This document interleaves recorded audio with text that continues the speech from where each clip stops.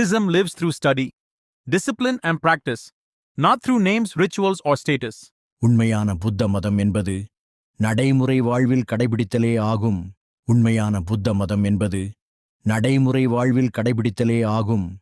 சடங்குகள் மட்டுமே புத்த மதம் அல்ல. பணம், செல்வம், டாலர் போன்றவற்றுக்காக பிரார்த்தனை செய்வது புத்த தம்மத்தின் உள்ளார்ந்த நோக்கத்தை தோற்கடிக்கிறது.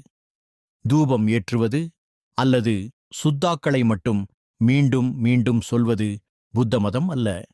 பலர் தங்களை புத்த மதத்தவர் என்று அழைக்கிறார்கள், ஆனால் புத்தரின் போதனையை விளக்கிச் சொல்லத் தெரியாது. புரிதலில்லாத சடங்கு தம்ம கல்வி இல்லாததைக் காட்டுகிறது.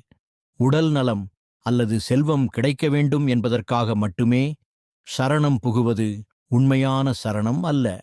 உண்மையான புத்த மதம் என்பது வெளிப்புற சடங்குகள் அல்ல.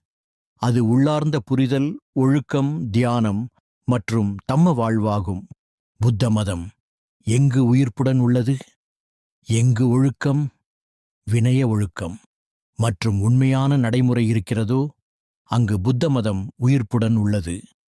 புத்த மதம் பெயர், சடங்கு அல்லது சமூக நிலை மூலம் அல்ல. அது கற்றல், ஒழுக்கம், நடைமுறை மூலம் வாழ்கிறது.